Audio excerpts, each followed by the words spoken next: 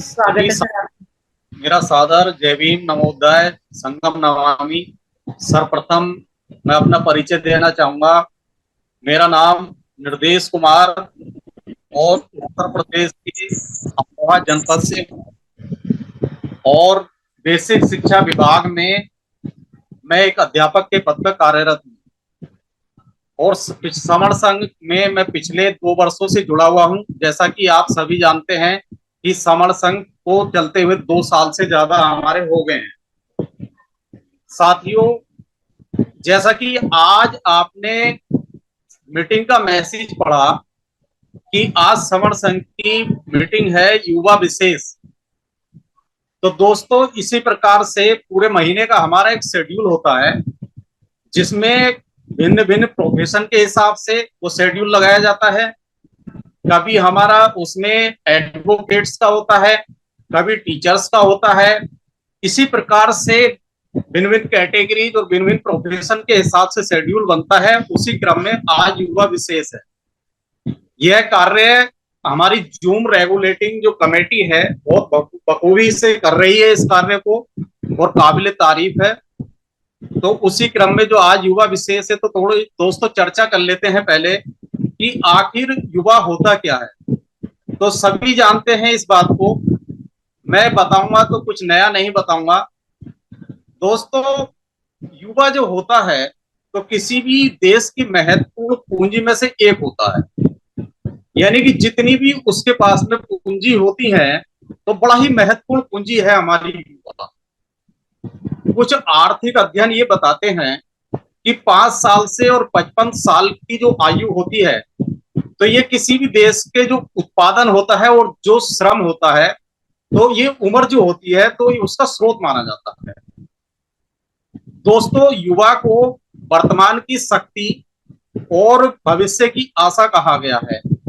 अब बात यह आती है कि जैसे आर्थिक अध्ययन की अभी हमने बात की थी, तो क्या आर्थिक क्षेत्र में को सुदृढ़ बनाता है युवा केवल? ऐसा नहीं है।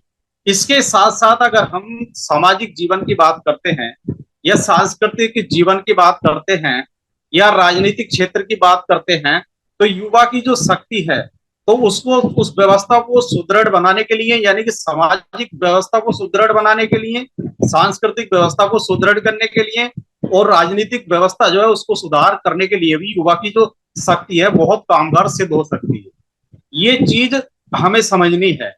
तो दोस्तों, जो युवा है हमारा, तो युवा एक माना जाता है, भिन्न भिन्न सर्वे आए, भिन्न भिन्न राष्ट्रीय युवा नीति आई, सबने अपनी अपनी अलग अलग युवाओं की उम्र का निर्धारण किया।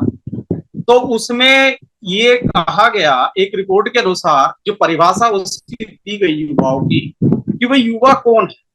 युवा वह व्यक्ति है जो उसके जिसके अंदर अपनी एक चीजों को समझने की समझ उत्पन्न हो जाती है और जो जिम्मेदारी लेने के लिए तैयार हो जाता है। यानी कि चीजों को समझने की समझ उसके अंदर वो विकसित हो जाए और जिम्मेदारी लेने लेने के लिए रेडी हो जाए, तैयार तो दिखाई दे कि अब जिम्मेदारी कुछ ले सकता है, तो उसे युवा कहते हैं। तो दोस्तों, ये तो युवा की बात हो गई क्योंकि आज हमारा युवा विशेष है। अब बात हमारी आती है समर संघ की, कि युवा की जो शक्ति है, युवा की जो एनर्जी है, उस युवा की शक्ति और एनर्जी का जो लाभ है वो समर संघ के लिए कैसे सिद्ध हो सकता है। युवा युवा जो है समर संघ के लिए कैसे लाभदायक सिद्ध हो सकता है, समर संघ के लिए युवा क्या कर सकता है। तो दोस्तों, जैसा कि आप सभी जानते हैं कि लगातार हमारी जो 8 बजे से और 11 बजे तक मीटिंग चलते हुए 2 साल से ज्यादा हो गए। एक भी दिन ऐसा नहीं हुआ है कि जब समर संघ की मीटिंग, ये संगति हमारी रुकी हो। ऑनलाइन मीटिंग जो चलती है निर्बाध रूप से चल रही है। इसमें भिन्न लगभग 22 राज्यों से 22 से 23 राज्यों के लोग इसमें जुड़े हुए हैं।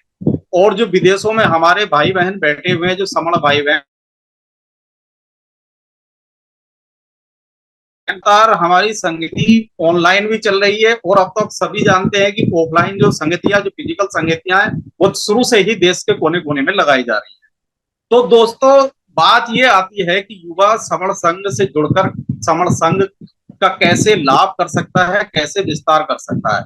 तो बात ये आती है कि जो एक युवा है उसके अंदर चीजों को समझने की और उसके अंदर एक शक्ति होती है, तो एक उम्र होती है कुछ करने की। जो कंसेप्ट है समर्थन का, अगर युवा आज की डेट में उसको एडॉप्ट करता है और समझता है, तो लंबे, अगर उसको पूरी तरीके से समझ जाता है, एडॉप्ट कर लेता है, तो लंबे समय तक उसका जो विस्तार कर सकता है, उसका फायदा हमारे समाज को लंबे समय तक मिलेगा। अब बात आती है एक उम्र की भी, कि भाई एक उम्र का निर्धारण कर दिया, मान लिया 55 साल। 55 साल से आगे के व्यक्ति क्या करते हैं, तो जो युवा अपनी युवावस्था के समय से चीजों को समझता है, तो 55 साल से आगे की जितनी भी उम्र होती है, तो उस उम्र के वो व्यक्ति जो युवा अवस्था से काफी कुछ कुछ मिशन को लेकर चलते हैं या चीजों को समझते हैं, तो 55 साल से आगे जितना भी उनका जीवन होता है, बहुत इंटेलेक्चुअल तरीके से चीजों को जो है वो व्यवस्थित करते हैं और दूसरों तक अपना संदेश भी पहुंचाते हैं। और जो व्यक्ति अगर युवा अवस्था में ही केवल मौज मस्ती में अपना जीवन व्यतीत करता है और चीजों को नहीं समझता है, या सामाजिक दृष्टिकोण से कुछ एडॉप्ट नहीं करता है, उसका प्रचार प्रसार नहीं करता है, तो आगे की उम्र में भी वह कुछ नहीं कर पाता है। एक एक बार लगभग 45 साल के एक व्यक्ति थे, तो उनसे हमारी वार्ता हो रही थी।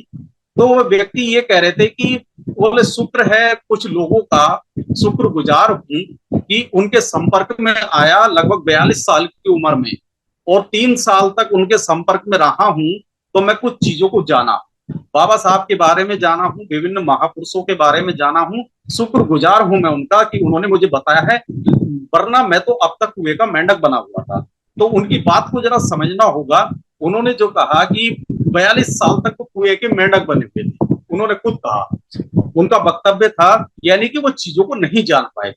जबकि जो जानने की हमारी जो उम्र है वो बहुत पहले स्टार्ट हो जाती है। जैसा कि अभी हमने बताया था कि 5 साल से वो चीजें स्टार्ट हो जाती हैं, कि जब 5 साल से बच्चा होता है पहले, और उसके बाद में जैसे जैसे समय समय उम्र बढ़ती है, तो सामाजिक परिवेश को समझने की जो समझ हमारी विकसित होती है।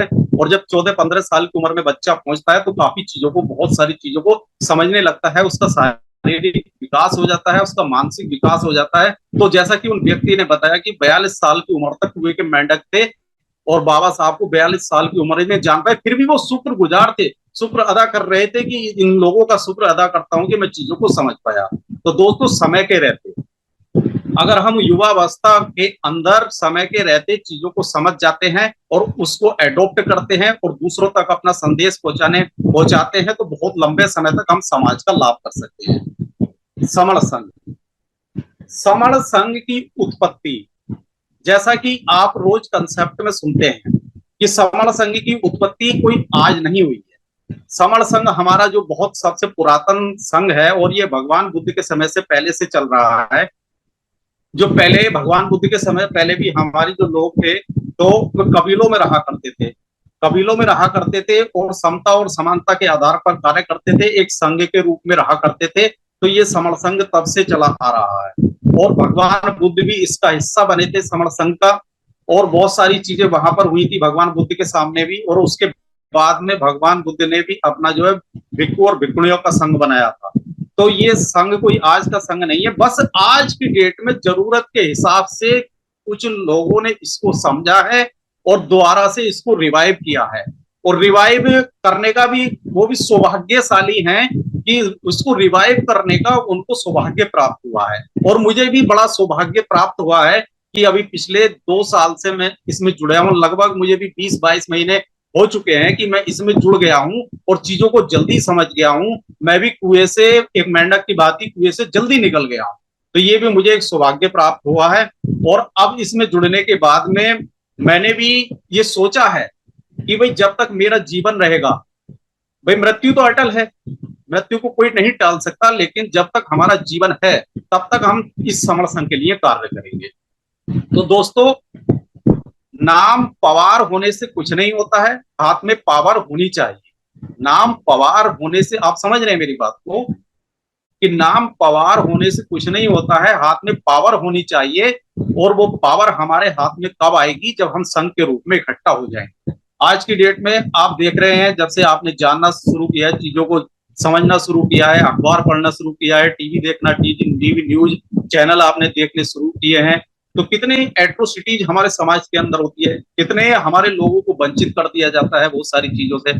संविधान के लागू हुए हमारे देश में 70-72 साल हो गए हैं, आजादी मिले हुए हमें 75 साल हो गए हैं, लेकिन जो संविधान में हमारे जो प्रदत्त अधिकार थे, परम पूज्य बाबा साहब अम्बेडकर ने संविधान बनाया और जो अधिकार हमें देके गए थे, क्या आप सोचते हैं कि वो पूरी तरीके से लागू हैं? वो पूरी तरीके से लागू है या नहीं, उस चीज के लिए भी आपको अध्ययन करना पड़ेगा। आपको संविधान का अध्ययन करना पड़ेगा। संविधान की जो शुरुआत होती है, सबसे पहले उसकी प्रस्तावना आती है, जैसा कि यहाँ पर भी रोजाना प्रस्तावना पढ़ी जाती है। और प्रस्तावना जो हमारी शुरू होती है, be the people of India, यानी कि हम भारत के लोग। जो प्रस्तावना को समझ गया, कुछ विद्वान कहते हैं कि जो प्रस्तावना को समझ गया वो समझो संविधान को समझ गया, वो समझो भारत देश को समझ गया। क्योंकि इस प्रस्तावना जो ये कहती है कि हम भारत के लोग, प्रस्तावना आपसे ये बताती है कि संविधान को शक्ति कौन देता है। संविधान तो हमको शक्ति दे रहा है, संविधान तो हमको अधिकार दे रहा है, लेकिन संविधान को शक्ति किसने दी, संविधान को अधिकार किसने दिए, भी एक विषय है, ये सोचने का, एक चर्चा करने का विषय है। तो संविधान को जो शक्ति दी जाती है, जैसा कि प्रेमबिल में सबसे पहले लिखा हुआ है कि हम भारत के लोग, तो हम भारत के लोगों के द्वारा ही संविधान को अधिकार और शक्ति दी जाती है। यानी कि अगर हम भारत के लोग ना होते तो क्या संविधान होता? संविधान किसके लिए बनाया गया? हम भारत के लोगों के लिए बनाया गया। तो ये चीज आपको समझनी पड़ेगी। उसके बाद में ये समझना पड़ेगा प्रस्तावना के माध्यम से कि जो संविधान है हमारा, वो किस नेचर का है, हमारा जो देश है वो किस नेचर का है। जहां हम संविधान की बात करते हैं तो हम देश की बात करते हैं, यानी कि संविधान की नेचर की बात करेंगे तो उससे हमारे देश की नेचर की बात पता लग जाएगी कि हमारा देश किस तरीके का है। हम संपूर्ण प्रभुत्व संपन्न है, हमारा देश संपूर्ण प्रभुत्व संपन्न है, पूरी तरीके से अपने फैसले स्वयं लेता है, धर्म निरपेक्ष है, सामाजिक है। आप सब सारी चीजों को समझ सकते हैं, पूरी प्रस्तावना है। उसके बाद जो संविधान के जो उद्देश्य हैं तो वो आपके आते हैं, जैसे क्या सामाजिक, आर्थिक और राजनीतिक न्याय की बात आती है, और प्रतिष्ठा, अवसर और उपासना की स्वतंत्रता की बात आती है, और प्रतिष्ठा और अवसर की समता की बात आती है, और बाद में बंधुता की बात आती है। तो ये संविधान के उद्देश्य हैं, इन उद्देश्यों को समझना पड़ेगा। इन्हीं से हमारी सारी चीजें आगे चलती हैं, जो हमें फंडामेंटल जो राइट्स मिले हुए हैं, मूल अधिकार हमें मिले हुए हैं। और उसके बाद में जो डीपीएसपी में जो चीजें लिखी हुई हैं, कि कुछ तो हमारे जैसा सभी जानते हैं कि मूल अधिकार होते हैं, और जो directive principles of state policies होती हैं, तो उनमें जो तथ्य हैं तो वह सभी जानते हैं कि उसके अनुसार भी राज्य हमारे लिए प्रबंध करेगा। भाई मूल अधिकार तो हमारा ये हो गया कि चलो आपका मूल अधिकार है, ये आपको मिलना ही चाहिए, इससे आपको कोई वंचित नहीं रख सकता। लेकिन क्या मूल अधिकार भी पूर्ण रूप से लागू हो पाए? ये मूल अधिकार पढ़ोगे तभी तो पता लगेगा। इन चीजों को आपको पढ़ना होगा, तभी आप समझ पाएंगे। जो डीपीएसपी के अंतर्गत जो तथ्य आते हैं, क्या वो राज्य हमारे लिए, राज्य यहाँ देश से संबंधित है, एक राष्ट्र से संबंधित राज्य हो गया हमारा, क्या उसको जो व्यवस्था कर पाता है पूरी तरीके से? आप उन चीजों को मांगोगे तो तभी जब आपको पता होगा कि आपको मिला हुआ क्या है। तो इसके लिए आपको संविधान पढ़ने की आवश्यकता है। भले ही चाहे रोजाना एक पन्ना पढ़ लो, लेकिन उसको पढ़ना पड़ेगा। प्रस्तावना पूरी तरीके से तोते की तरह अपने जवान पर रट लो, क्योंकि प्रस्तावना भी हम देखते हैं कि हमारे जो साथी हैं वो किताब पुस्तक में से देख देख के बोला करते हैं। उसकी आवश्यकता नहीं पड़ेगी, उसको 2, 4, 10, 20 बार रट लो। मैंने भी पढ़ी थी, मुझे भी पूरी आसानी से याद होगी। पहले तो मुझे ऐसा लग रहा था कि पूरा 1 महीना लग जाएगा इसको याद करने में, लेकिन जब मैंने उसको याद किया कि 15-20 उसको बार पढ़ा तो पूरा एक दिन में, यानी कि 4-5 घंटे में ही मुझको याद हो गया था। तो इस प्रकार से हमारे जो अधिकार मिले हुए हैं, पहले अधिकारों को जानना पड़ेगा कि किस किस आर्टिकल में हमें क्या क्या मिला हुआ है। उसके बाद तभी तो हम डिमांड करेंगे, तभी तो मांग करेंगे, तभी तो हम इंटेलेक्चुअल कहलाएंगे। इंटेलेक्चुअल तब बनेंगे जब हम पढ़ेंगे। तो इन चीजों को आप पढ़ लो, समझ लो। अब बात आती है, अभी मैंने जो जिक्र किया था कि आप अखबारों में पढ़ते हैं और टीवी चैनल पे देखते हैं कि कितने हमारे समाज में एट्रोसिटी हमारे समाज के ऊपर हो रही है, और कितने हमारे बच्चे हैं जहां तहां यूनिवर्सिटियों में पढ़ रहे हैं, कहीं किसी के साथ कोई अपराध हो रहा है, कहीं कोई सुसाइड कर रहा है, तो उसको सुसाइड करने के लिए मजबूर किया जा रहा है, किसी को जो है सांप्रदायिक दंगों में फांस दिया जाता है। तो एक क्वेश्चन यहाँ पर ये अराइज होता है कि is there any system to resolve the problems? तो आप ये कहते हैं, जब ये मैं पूछता हूं क्या उसको समस्याओं के समाधान के लिए क्या कोई सिस्टम बना हुआ है, तो कुछ लोग कहेंगे कि हाँ सिस्टम बने हुए हैं। हम फला संगठन से जुड़े हुए हैं और वह संगठन हमारे अधिकारों की बात करता है, अधिकारों के संरक्षण की बात करता है। हम दूसरे व्यक्ति से अगर मिलते हैं तो उनसे भी हम पूछते हैं कि इज देयर एनी सिस्टम, तो वह कहता है कि हाँ मैं फला संगठन से जुड़ा हुआ हूं और वह संगठन हमारे अधिकारों की बात करता है। इसी प्रकार से आपको जब हम लोगों से मिलेंगे और सर्वे करेंगे, और जैसा कि हमारे साथियों ने सर्वे किया है, तो ये लाखों की संख्या में संगठन निकल कर आए हैं। और हमारे कुछ साथी तो अनुमान के तौर पर ये बताते हैं कि 29 लाख संगठन है। तो सोचने वाले को सोचने का विषय है कि 29 लाख संगठन। बाबा साहब ने तो ये कहा था कि आप शिक्षित बन जाइए, संगठित रहिए और संघर्ष करिए। तो संगठित होने का उन्होंने परिभाषा ही पलट दी है ना, कमाल की बात। परिभाषा पलट दी और संगठन बना लिए। एक संगठन का विघटन हुआ, फिर अगला संगठन बन गया, फिर उसका विघटन हुआ, फिर तीसरा संगठन बन गया। इसी प्रकार से 2 से 4, 4 से 8 और 8 से 16, 16 से 32, 32 से 64, 64 से 128, इसी प्रकार से जो है लाखों संगठन बनते चले गए। और आज की डेट में 29 लाख संगठन यहाँ पर मौजूद हैं, और जिसमें से 4-5 लाख एक्टिवली काम कर रहे हैं। तो उन्हीं को सिस्टम मानते हैं कि यहाँ हमारे पास में एक सिस्टम है। लेकिन क्या दोस्तों, क्या वह सिस्टम जो है आपके अधिकारों को आज तक बचा पाया? एक सोचने की बात है। क्या वह सिस्टम, आपका जो संगठन है, क्या आपके अधिकारों को बचा पाया? नहीं बचा पाया ना। तो एक सोचने का विषय यह बनता है कि अब मैं क्वेश्चन ये करता हूं, अब मैं क्वेश्चन ये करूंगा, पहले तो मैंने क्वेश्चन किया था कि इज देयर एनी सिस्टम, अब मैं क्वेश्चन ये करूंगा कि is there any centralised system. अब इसमें तो अंतर हो गया भाई, सिस्टम और सेंट्रलाइज्ड सिस्टम। तो जब इसका जवाब उनके पास मिलेगा ही नहीं, क्योंकि उनके पास सेंट्रलाइज्ड सिस्टम है ही नहीं। सेंट्रलाइज्ड सिस्टम जो हमारा निकल कर आया है वो समण संघ के रूप में निकल कर आया है। दोस्तों यकीन करना, महसूस करना, स्वयं का विश्लेषण करना इन सारी चीजों का, कि इससे बड़ा सेंट्रलाइज्ड सिस्टम कोई और हो ही नहीं सकता। और ये सिस्टम तो बहुत पहले से चला आ रहा है। ये तो संघ एक प्राकृतिक संघ है, प्रकृति भी बिना सिस्टम के, बिना संघ के नहीं चलती है। आज की डेट में मनुष्य ये कहता है, बड़ा परेशान है, हताश है, उदास है, निराश है कि मैं अकेला हूं, मेरे कोई साथ नहीं है, मेरा कोई साथ देने वाला नहीं है। लेकिन वो प्रकृति के सिस्टम को नहीं समझ पा रहा। भाई बिना संघ के तो प्रकृति का सिस्टम भी विद्यमान नहीं है। जितने भी आपके प्लेनेट्स ग्रह, वो भी एक संघ के रूप में इकट्ठा है। कहीं ना कहीं आपके पेड़ पौधे, सारी चीजें, सिस्टम है, ये सब संघ के रूप में इकट्ठा है भाई। तो प्रकृति का नियम है ये, और मनुष्य प्रकृति का अभिन्न अंग है। मनुष्य प्रकृति का अभिन्न अंग है, इसलिए मनुष्य को भी संघ के रूप में इकट्ठा होना पड़ेगा। अब ये जो चीजों को रिवाइव करके लाए हैं कुछ लोग, अब हमारे कुछ लोग ये कहते थे कि भाई ये तो समण संघ के कुछ लोग नेता हैं। नेता नेता नहीं है भैया, ये सब सेवक हैं आपके। एक सोचने वाली बात है, ये सब सेवक हैं, क्योंकि यहाँ पर तो नेतागिरी का कंसेप्ट ही नहीं है। जब आप समण संघ के रूल यानी कि नियमों को पढ़ेंगे तब आपको पता चलेगा कि यहाँ पर कोई नेता है या नहीं है। यहाँ पर कोई पदाधिकारी नहीं होता है, कोई नेता नहीं होता है। यहाँ पर अभी जैसा कि हमारी पूनम बोध बहन जी ने बड़ा अच्छा, चंदा कभी नहीं पर अपना कंसेप्ट दिया था, तो यहाँ पर चंदा नहीं लिया जाता है। यहाँ पर कोई वीआईपी कल्चर नहीं होता है, यहाँ पर कोई व्यक्तिवाद नहीं होता है, यहाँ पर कोई राजावाद रानीवाद, यहाँ पर कुछ नहीं होता है। यहाँ पर संघवाद होता है, यहाँ पर संघवाद होता है।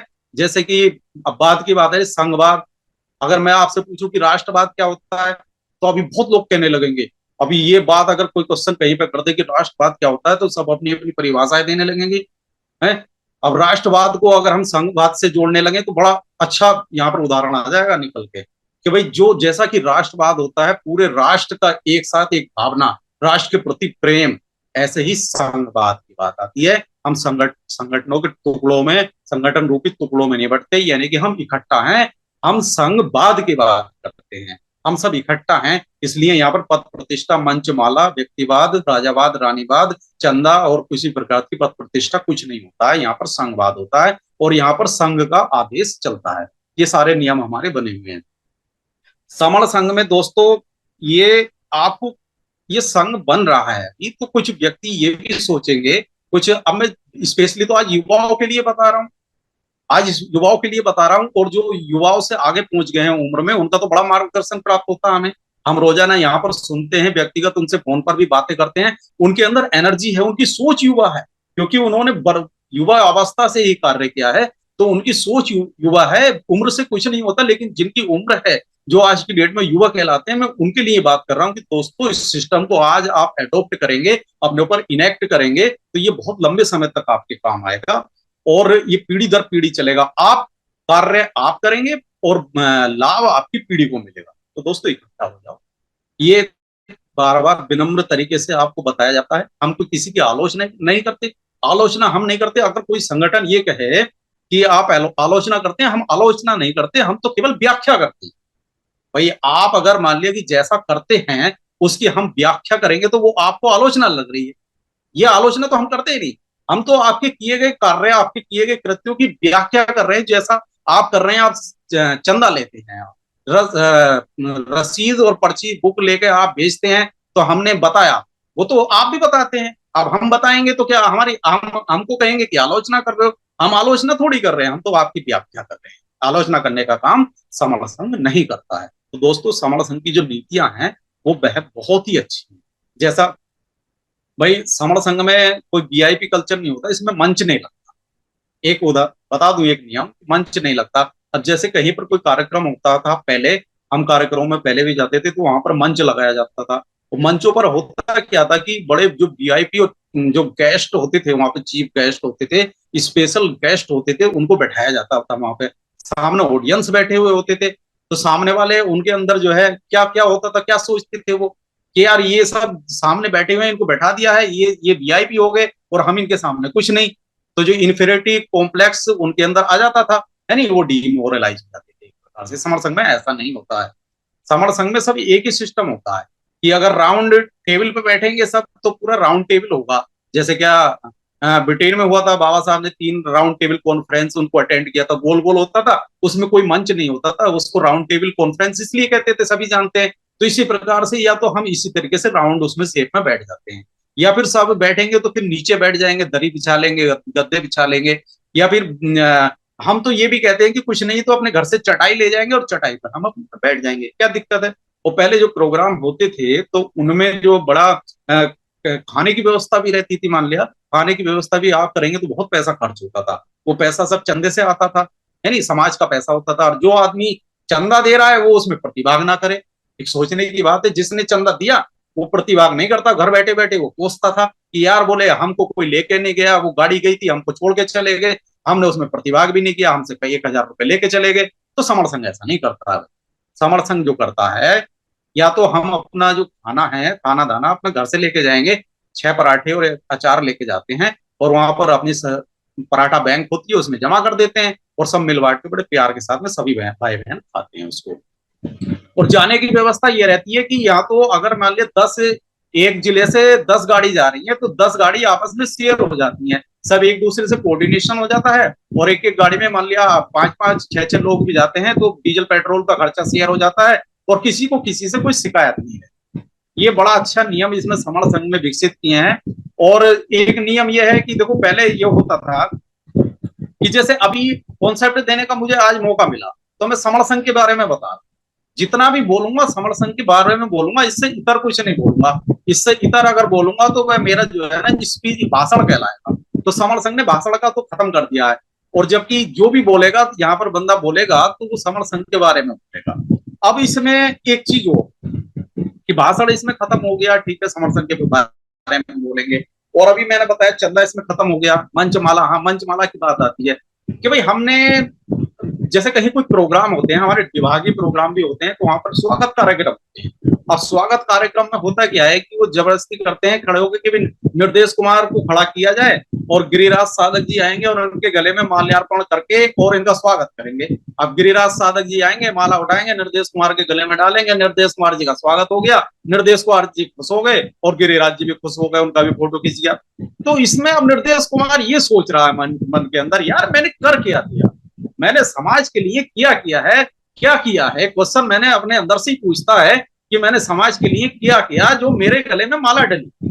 अब मैंने किया कुछ नहीं और माला मेरे गले में डल रही है, तो वो गलत हो जाता है। तो समर संघ माला ये कहता, समर संघ की माला का कंसेप्ट खत्म करो, माला मत डालो किसी के गले में, क्योंकि किसी ने कुछ नहीं किया, सब प्रयास कर रहे हैं। भाई किया तो हमारे महापुरुषों ने, अभी तो हम प्रयासरत हैं, अभी तो हम अपने अधिकार भी नहीं बचा पाए, अभी तो अपने हमारे भाई बहनों पर जितनी एट्रोसिटी होती है कहाँ बचा पा रहे हैं। जब हम कुछ बचा ही नहीं पा रहे अभी, तो अपने गले में माला क्यों डलवाएं। तो समर संघ ये कहता है कि माला डलेगी तो महापुरुषों के गले में डलेगी केवल।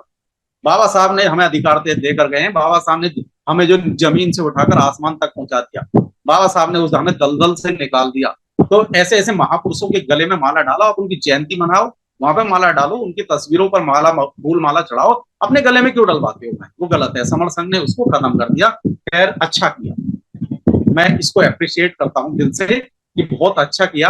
और कोशिश ये करता हूँ कि अब कहीं पर अपने गले में माला ना नहीं डलवाता हूँ, और कोई जबरदस्ती अगर डाल ही दे तो भाई उसको निकाल देता हूँ और उनसे माफी भी मांग लेता हूँ कि मेरे गले में माला ना डालो। तो नियम बहुत अच्छे हैं। अब दोस्तों समय भी हो गया है, अभी 9:50 हो गए हैं। जैसा कि आज युवा विशेष है, तो अभी हमारे राजेश कामले सर आएंगे, उम्र में तो मुझसे ज्यादा हैं वो, तो युवाओं के लिए एक प्रेजेंटेशन लेकर आएंगे, जैसा कि शेड्यूल बताता है आज का। तो बड़ी अच्छी प्रेजेंटेशन रहेगी उनकी भी। और जैसा भी पूनम बोध बहन जी ने जो पहले अपना वक्तव्य दिया गोल्डन रूल पर, वो भी अच्छा दिया। तो इसी प्रकार से यहाँ केवल कंसेप्ट पर बात होती है, बाकी इससे इतर कोई बात नहीं होती है। और संघ आदेश का जो पालन किया जाता है, संघ आदेश सबसे ऊपर होता है, ये नियम है समर संघ का, गोल्डन नियम है कि संघ आदेश है सबसे ऊपर। यानी कि संघ ने हमें बोलने का मौका दिया, आदेश दिया, तो हम बोल रहे हैं। और संघ ने ये भी कह दिया कि भाई आप 9:50 से आगे मत बोलना, तो हम संघादेश का बिल्कुल पूरा पूरा पालन करेंगे। और जो नियम और जितना भी मैंने वक्तव्य समर संघ के बारे में दिया, इसको समझिए भाई। और इससे अच्छा विकल्प नहीं है, अभी जुड़ जाओ तो अभी जीत जाओगे। और भैया 10 दिन बाद जुड़ोगे, 10 दिन बाद जीतोगे, यानी कि जितना समय लोगे उतना डिले होगा। और इतिहास गवाह है, पीछे भी चल के अतीत में भी देखोगे कि जब जब जुड़े हैं तो जीते भी हैं। 2 अप्रैल 2018 की घटना है, आपका जो है एक्ट चला गया था, आपका अधिकार चला गया था, लेकिन समर्थन के रूप में इकट्ठा हुए थे, तो आपका एक्ट भी वापस आया।